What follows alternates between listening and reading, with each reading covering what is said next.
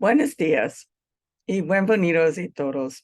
Good morning and welcome everyone. Welcome to a community dedicated to providing spiritual tools for living a happy and full life. My name is Karina Shear, and I'm the spiritual director and founding minister here for the Center for Spiritual Living Puerto Vallarta. If you would like to join us for the live Zoom meeting, please contact me for the link and the password. And if you go on our website, the link and the password are also indicated there. Today is Sunday, March 5th, 2023, and we are continuing with our annual theme, which is Living Out Loud. This month, our topic is cultivating authenticity. And the topic for this week is Everyone Else is Already Taken. Some books that you might consider reading this month are This Thing Called You by Ernest Holmes, The Gifts of Imperfection by Brené Brown, and Be Yourself, Everyone Else is Already Taken by Mike Robbins. So each week we open with a spiritual practice called affirmative prayer, also known as spiritual mind treatment. And this is a powerful tool and a practical tool that shifts our consciousness so that we are open and available to accept the good that is already present in our life. It aligns our thoughts with all good. So let's move into today's service with intention, as we do each week, with a reading from the Creative Thought magazine. And today I'll be reading from March 5th, 2014. The spiritual mind treatment today is entitled Good in the Making. And just a reminder that spiritual mind treatment is always done in the first person. So I invite you to gently close your eyes and take these words as your own, if you so choose. I recognize that all the power, love, life, as well as the peace and order of God are deep within the center of my being. It is here now because it is always here as the ground of my being. I know who I am and what I am for. I am unified with Spirit. We are a team. God does the creating and I do the expressing. No barriers or fences exist. There is only good in the making. I understand that darkness fades with the introduction of light. I now declare that I experience full self-expression. I clearly picture the creative experiences that I want and expect. I am original. I am unique. I find the harmony within the chaos. Profoundly grateful that the good I seek is already mine and will be enriched manyfold, I lovingly release this word. It is done, and so it is. And that was originally submitted by Reverend Marion Whiteman from Palm Desert, California. And so as we do each week as well, let's together review our purpose, vision, and mission statements. So we have a grand purpose here each week, and that is to awaken and celebrate diversity and to love and serve our community. We do this by means of our vision, which is creating the life you desire. And this is supported by our mission to provide spiritual tools for personal growth and transformation. So once again, I'd like to welcome everyone. Please know that everyone is welcome here, no matter your background or anything or everything. You are welcome here. We honor all faiths, all paths, all traditions. So thank you for coming and sharing your authentic self with us here.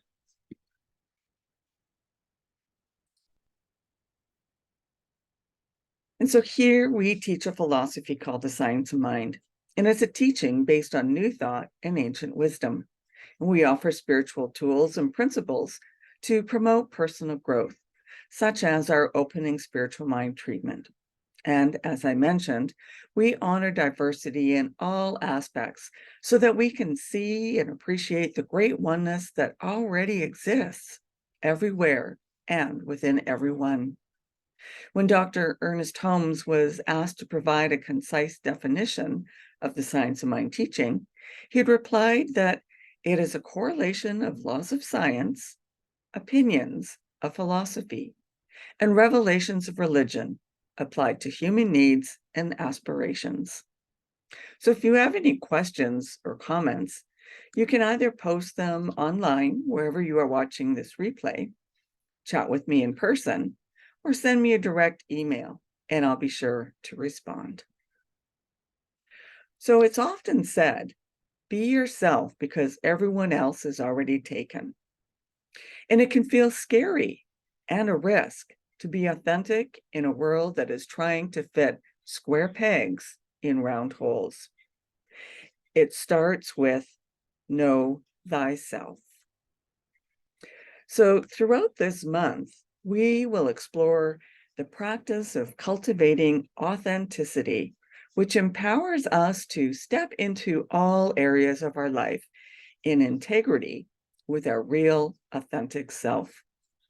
Brene Brown offers a definition.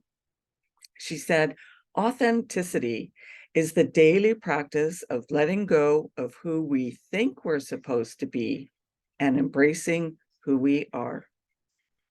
So cultivating authenticity is not about becoming something other than who you are, but rather it involves us in releasing those patterns of thought, attitudes, actions that act as barriers to us standing in our personal truth and power. And by taking up this practice, we develop courage to be vulnerable to stand in that truth. So this month, we will explore parts of the practice for authenticity living out loud. And it's been said, be yourself because everyone else is already taken. And while we may nod our head in agreement, we find ourselves sacrificing ourselves in order to fit in for others to like us or approve of us. And starting with our authentic self, let's explore a means for us to recover a consciousness of our wholeness. In our oneness and with the one infinite reality, we are spiritual beings first.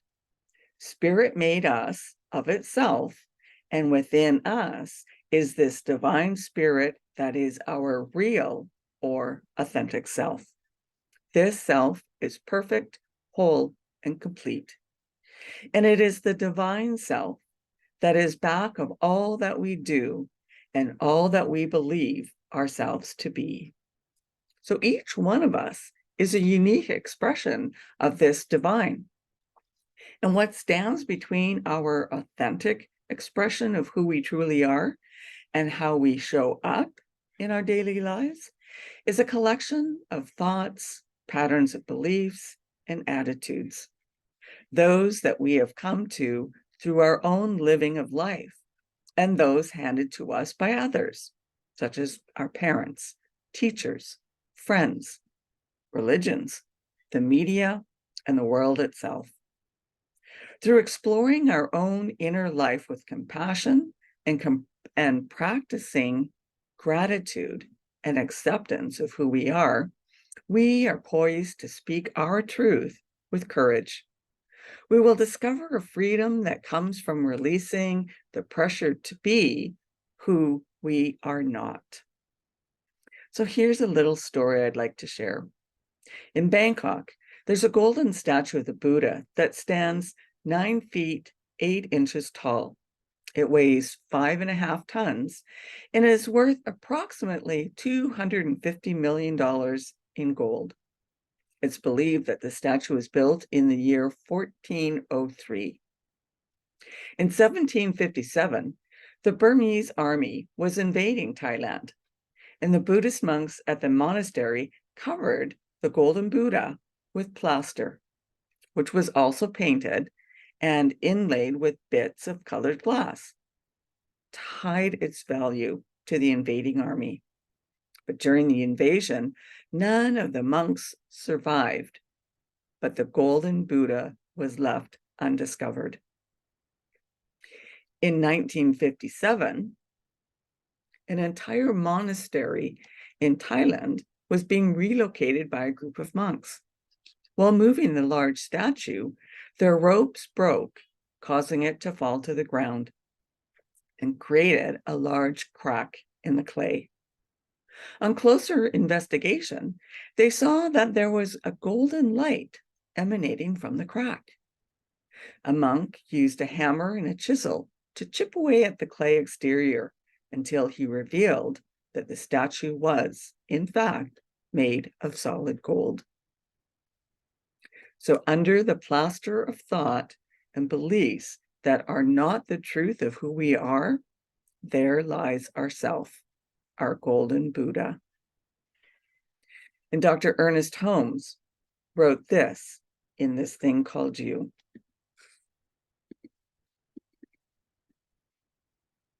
He said, "Your soul belongs to the universe.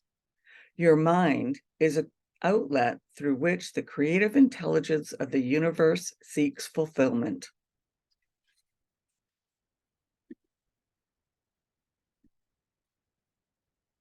So the moment we were born, our world dramatically changed.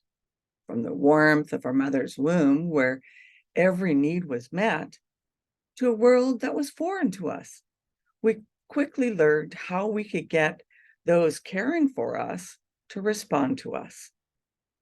And as we grew up, we were told to be like this or don't be like that, so that we could meet the expectations of others and even make them like us more. I remember growing up in school trying to fit in with the cool kids.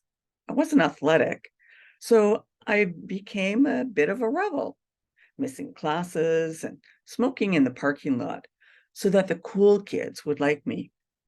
But that wasn't my authentic self. I was one of the studious, smart kids, but that didn't gain me any points or any more friends. In The Four Agreements by Don Miguel Ruiz, he says, "We surrender to the beliefs of our parents and the world with our agreement. When we agree to something, we say yes to it." And Ruiz calls this process the domestication of humans. And our authentic needs and wants become less important than how we needed to be so that we could fit in and get by.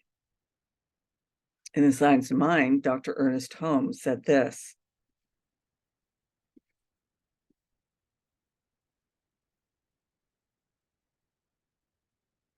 "Man is made out of and from life. As effect must partake of the nature of its cause, so man must partake of the divine nature from which he springs. We did not create our nature. We cannot change its inherent reality.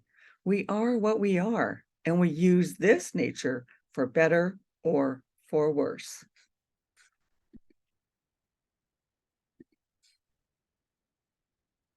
So at the Temple of Apollo in Delphi, it's inscribed, "Know thyself." And this is where we must begin in cultivating authenticity. Know thyself. Find who you really are. Understand yourself. Even the emotional intelligence theory is based on this aphorism. Understanding your feelings, discovering your strengths and weaknesses is an action of self-knowledge. Aristotle said that knowing ourselves is the beginning of all wisdom. And through self-inquiry, journaling, therapy, spiritual practices, and study, we create space within to awaken from domestication and get to know who we are instead of who we are supposed to be.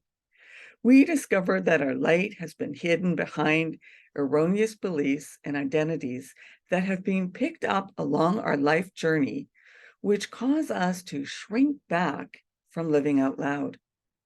David Brooks said it best in his book, The Second Mountain, when he said, "Most of the time we aim too low.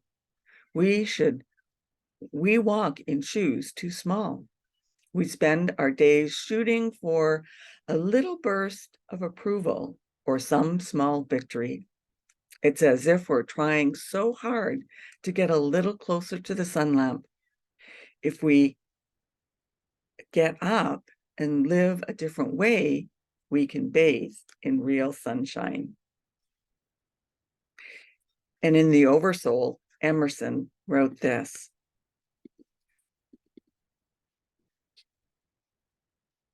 "For the soul's communication of truth is the highest event in nature, since it then does not give somewhat from itself, but it gives itself, or passes into and becomes that man whom it enlightens, or in proportion to that truth he receives, it takes him to itself."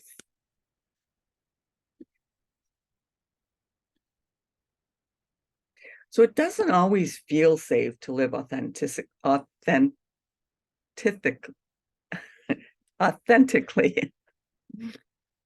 I'll blame that on my braces, my tongue tripping over them. Our thoughts and feelings may be different from those around us. We learn there are consequences by not fitting into the group.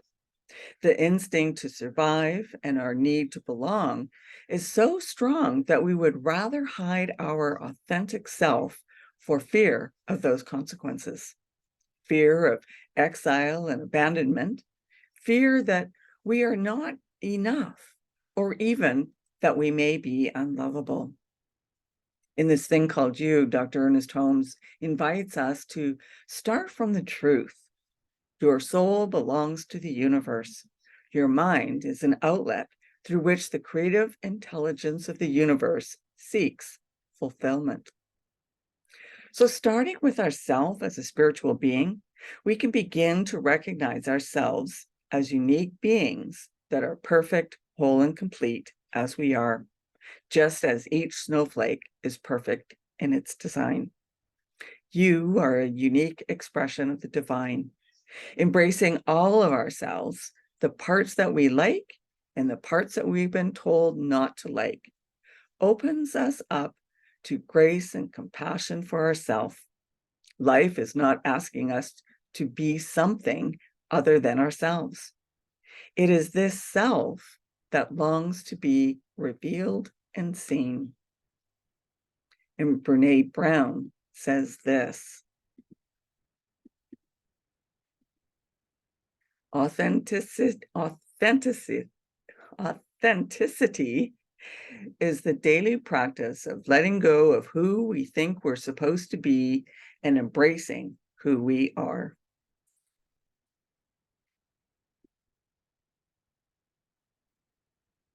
So it's not possible to be seen if we hide.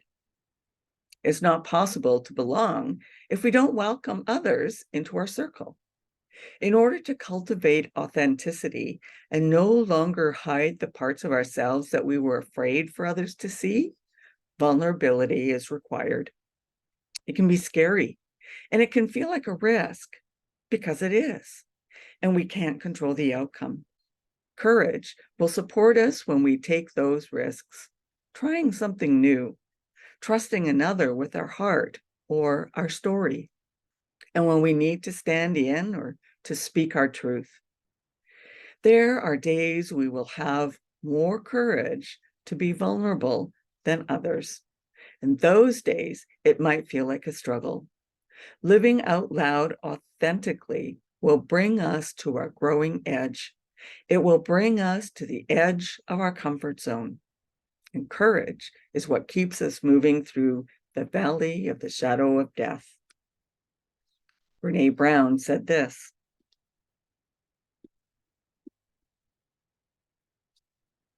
courage is a heart word. The root of the word courage is cor, the Latin word for heart. In one of its earliest forms, the word courage meant to speak one's mind by telling all one's heart.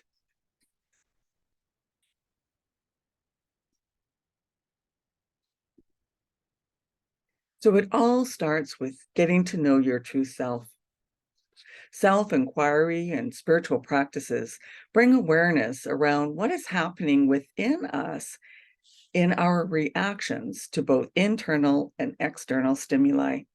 They help us get in touch with our thoughts and feelings, which is necessary to live a conscious life. Being in a spiritual community such as this and surrounding ourselves with people we trust also supports our journey of cultivating authenticity, giving us opportunities to be vulnerable and to be a witness to others. Emerson wrote that imitation is suicide. To live a life as someone other than your authentic self is to not live your life. You are living someone else's. And cultivating authenticity is not a means to make others accept or approve of you. It's a practice of being real as we grow to love and approve of ourselves. It is you being authentically you because everyone else is already taken. And I'll leave you with this quote from Carl Jung.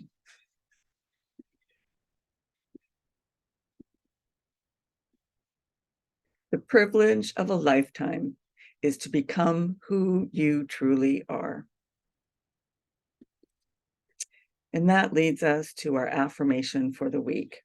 I love and accept myself as I am. And so now it's our time for giving back where we are spiritually fed. Donations are gratefully received through either PayPal or Tithely on our website, www.cslpv.org. Or you can mail in a paper check addressing it to CSLPV number 403, 2125 Birch Road, Kelowna, BC, V1Y8N1. And so now if you would like to join me in our offertory affirmations. I know that my giving blesses and multiplies all that I am, all that I have, and all that I give and receive. I do give eternal thanks for the abundance that is mine to share.